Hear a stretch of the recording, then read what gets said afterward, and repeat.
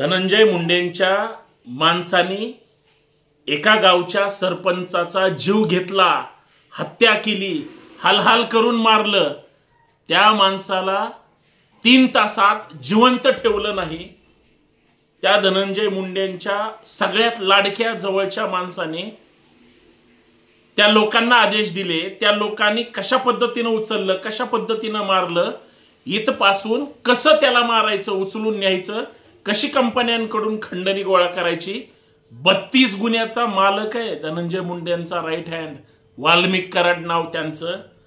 त्या सन्माननीय अतिथींचं आणि धनंजय मुंडेंचे आर्थिक व्यवहार, आर्थिक हित संबंध आणि पाडद्यामागचा सगळ्यात मोठा कलाकार जर कराड असतील आणि त्यांच्यामुळेच बीड जिल्ह्यामध्ये प्रचंड दादागिरी, दहशत, अहो त्यांचा फड नावाचा कार्यकर्ता त्या कराडचा थेट बंदुकीच्या गोळ्या अशा हवेत उडवतो, तोच फड नावाचा कार्यकर्ता याच कराडचा किंवा मुंडेंचा नातेवाईक आहे आणि तो धनंजय मुंडेंचा जो समर्थक कैलास फड त्यांचा हा मुलगा आहे।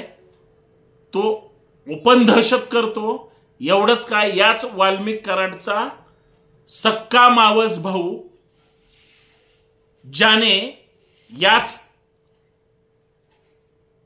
सरपंच संतोष देशमुखांची दिवसा ढवळ्या हत्या केली आणि अटक पण झाली, जे याच धनंजय मुंडेंच्या पक्षाचा तालुकाध्यक्ष होता। पुढे बोला, एवढी दहशत असताना मसाजोगचा संपूर्ण समाज, सगळ्या जाती धर्माचे लोक, आता ज्या पक्षामध्ये सरपंच संतोष देशमुख काम करत होते त्याच पक्षाच्या त्या तालुक्याच्या आमदार ह्या भारतीय जनता पार्टीच्या आहेत। नमिता मुंडा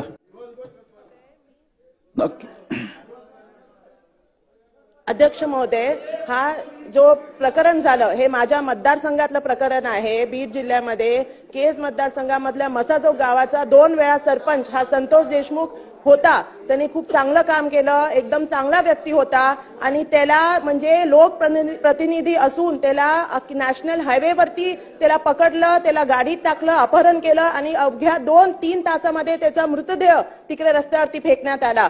म्हणजे एवढा हॉरेबल परिस्थिती तुम्हाला काय सांगू, त्याचे डोळे जाळण्यात आले, त्याचे सगळं एवढं पकडून त्याला मारलेलं आहे। आणि अध्यक्ष महोदय, द इम्पॉर्टंट थिंग इज 9 डिसेंबरला ही हत्या झाली, आज 17 डिसेंबर आहे, 8 दिवस झाले, 7 आरोपी कन्फर्म्ड आहेत आणि त्यापैकी फक्त 3 आरोपी सापडलेले आहेत। मेन जो माणूस ज्यांनी ती हत्या केली तो अजून त्याला सापडलेलाच नाही, तो फरार आहे। तर मला इकडे म्हणायचं आहे की अध्यक्ष महोदय, आपल्याला नक्कीच ह्या सगळ्या लोकांना पकडून त्यांना विदाउट एनी मनात हे नाही ठेवून त्यांना काय म्हणतात फाशीची सजा ही झाली पाहिजे। जिल्ह्यामध्ये वातावरण खूप लोक घाबरली आहेत, संतापजनक वातावरण आहे, लोकांनी अख्खा जिल्हा बंद झालेला, रस्ता रोक केलेलं। तर भाजपचे आमदार त्यांचा बूथ प्रमुख म्हणून सरपंच संतोष देशमुख काम करायचे, सहयोगी पक्षाच्या सरपंचाला ठार मारणं हे मुंडेंच्या कुठल्या राजकीय इथिक्स मध्ये बसतं, हा याचा मला शोध घ्यायचा आहे। कराडच्या मावस भावानी देशमुखांची हत्या केली, कराडांच्या जवळच्या कार्यकर्त्यांनी कराडची बंदूक हातात घेऊन हवेमध्ये फायरिंग केलं। तुम्हाला आठवत असेल, मागे निवडणुका झाल्या विधानसभेच्या, धनंजय मुंडेंच्या विरोधात जे उमेदवार होते त्या उमेदवाराला आणि त्यांच्या कार्यकर्त्यांना त्या बूथवर तर जाऊ दिलं नाही, त्यांच्या बॉडीगार्डला सुद्धा जाऊ दिलं नाही, तिथं अक्षरशः ताणून मारलं।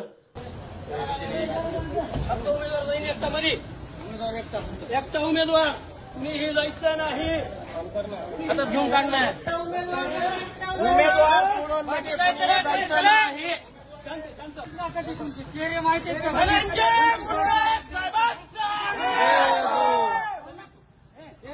का तुमचे असेल मला तसं माहिती आहे का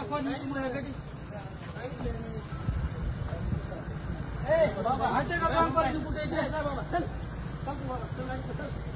गाडी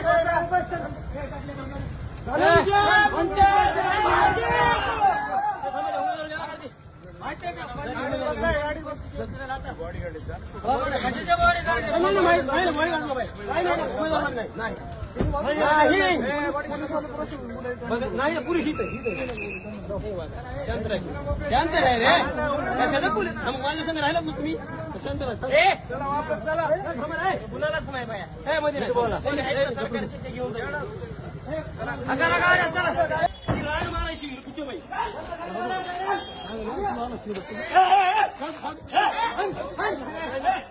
दोस्त आहे ना तुमच्या इकडे धनंजय मुंडे साहेबांचा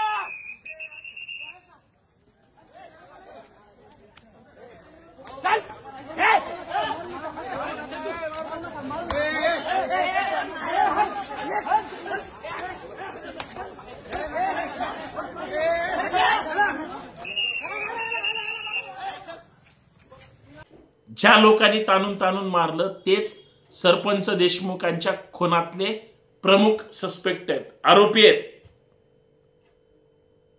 एवढंच नाही साहेब, मस्साजोगचे सगळे गावकरी, सगळ्या जाती धर्माचे, पक्षाचे मराठा समाज झाडून अजित पवारांना काय म्हणतोय, दादा तुम्ही धनंजय मुंडेंना कुठलंही मंत्रिपद देऊ नका.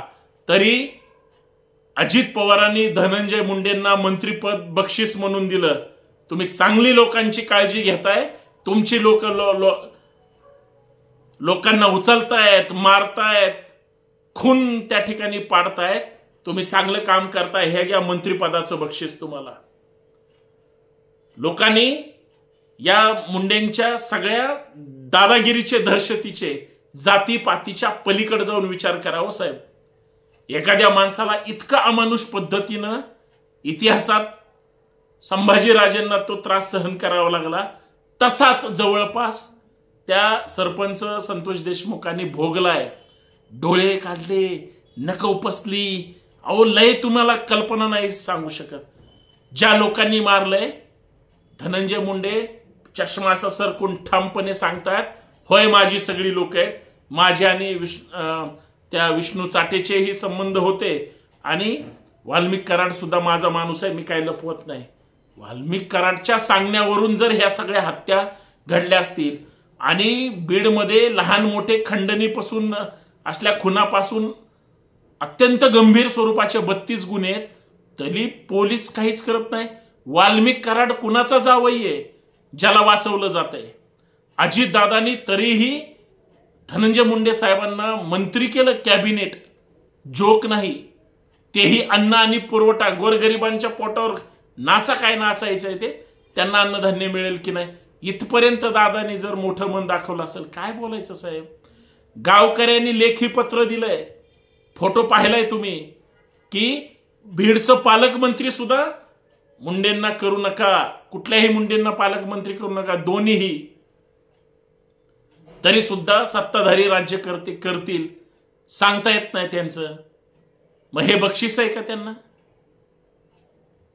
समस्त मराठा समाज जर सांगत असेल, याच लोकांच्या सांगण्यावरून हत्या झाली, चांगल्या 15 वर्ष काम करणाऱ्या सरपंचाची इतक्या संवेदना बोथट झाल्यात, कुठं चाललाय महाराष्ट्र आमचा? राग कुणाला काय येत नाही, किंवा राग आला तर त्याच्यावर काय चाललंय महाराष्ट्रामध्ये. ज्यावेळेस 32 गुन्ह्यांची यादी वाचली जाईल, तुमचा विश्वास बसणार नाही, इतके गंभीर स्वरूपाचे गुन्हे आहेत. बरं, ह्यांचे आर्थिक हित संबंध आहेत, ह्यांचे जमिनीमध्ये त्या ठिकाणी गुंतवणूक आहे, कंपन्यांमध्ये गुंतवणूक आहे, राजकारणात वेगळं सांगायची गरज नाही. हप्ते वसुली सगळ्याकडून होतीये, फार मोठा म्हणजे वसुली फंटर आहे तो कराड असं म्हणतायत. लोकांची कुजबूज आहे, फक्त माध्यमांनी ते सगळे पुरावे गोळा करून बातम्याच दाखवायच्या राहिल्यात. पत्रकार सुद्धा अलर्ट वर आहेत सगळे. एवढं सगळं गंभीर होत असताना आमच्या महाराष्ट्रामध्ये याच्यावर कायदा सुव्यवस्थेचं काय नाही. मुख्यमंत्र्याचं मी स्टेटमेंट ऐकलं, उपमुख्यमंत्री 2 त्यांचं भूमिका ऐकली. आता जे मुख्यमंत्री होते आता उपमुख्यमंत्री झालेत, ते गावाला जाऊन बसलेत, ते त्याच्यामुळं तेच नाराज असल्यामुळे ते या विषयावर फारसं काही बोलत नाहीत. पण माझा विश्वास आहे एकनाथ शिंदे साहेबांना बीडमध्ये जे काही राजकारण चाललंय कदाचित त्यांना आवडत नसेल, परंतु त्यांना सगळं गपगुमान सहन करावं लागतं. गृहमंत्री फडणवीस साहेबांनी स्वतःकडे ठेवलंय. हे फेल्युअर कुणाचं आहे? गृह विभागाचं आहे. पोलिसांच्या कोठडीत एखाद्या सूर्यवंशी नावाच्या व्यक्तीला परभणीमध्ये इतकं मारहाण केली जाते की त्याचा जीव जातो. त्या गृह विभागाकडून पोलिसांकडून काय अपेक्षा करायची? एसपी बदलून प्रश्न चालणार आहे का? सगळ्यांना सस्पेंड कधी होणार आहे? केजचे आमदार मुंदडा, आष्टीचे आमदार आणि ज्यांनी हे प्रकरण ताकदीनं लावून धरलंय ते सुरेश धस किंवा क्षीरसागर नावाचे आमदार यांनी ज्या पद्धतीनं प्रकरण प्रामाणिकपणे लावून धरलंय, ह्या सगळ्यांचे पक्ष पाहता तिघांचेही पक्ष वेगळे वेगळे आहेत. ठीक आहे, कोण सत्ताधारी असेल कोणी विरोधक असेल, पण दोघ जण सत्तेशी निगडीत आहेत, सुरेश धस आणि ते केजचे आमदार मुंदडा. तरी सुद्धा जर गांभीर्याने पाहिलं जात नसेल तर हे दुर्दैव नाही का? या सगळ्यांचा विचार झाला पाहिजे. अजितदादा पालकमंत्री पद मुंडेंनाच देणार. अजितदादा कुणाचं ऐकणार नाहीत. भले तुमचं काय पण होऊ द्या, लोकांनी कितीही विरोध केला तरी प्रत्येकांचे एक रिलेशन आहेत, हित संबंध आहेत किंवा प्रत्येकाचे दगडाखाली हात आहेत, ज्याच्यावरून सगळ्यांना सगळं मिळत असतं आणि सगळ्यांना सगळं कळत असतं. फक्त तुमचं आमचं जे सामान्य जनता म्हणून जगतात त्यांचंच फक्त जळत असतं, फक्त ते नेत्यांना कळत नसतं. हीच वस्तुस्थिती आहे. पण गुन्हेगारी एवढी वाढलेली असताना सुद्धा गुन्हेगाराला संरक्षण देणाऱ्या व्यक्तीलाच जर बक्षीस म्हणून मंत्रिपद आणि भविष्यात दिलंच तर पालकमंत्रीपद मिळणार असेल तर नेते जे सर्वोच्च नेते आहेत ना सगळ्या पक्षाचे, हे कुठल्याही प्रकरणात गंभीर नाहीत, हेच फक्त लक्षात ठेवा. धन्यवाद. जास्त काही बोलू शकत नाही कारण संवेदना ह्या उरलेल्याच नाहीत. धन्यवाद.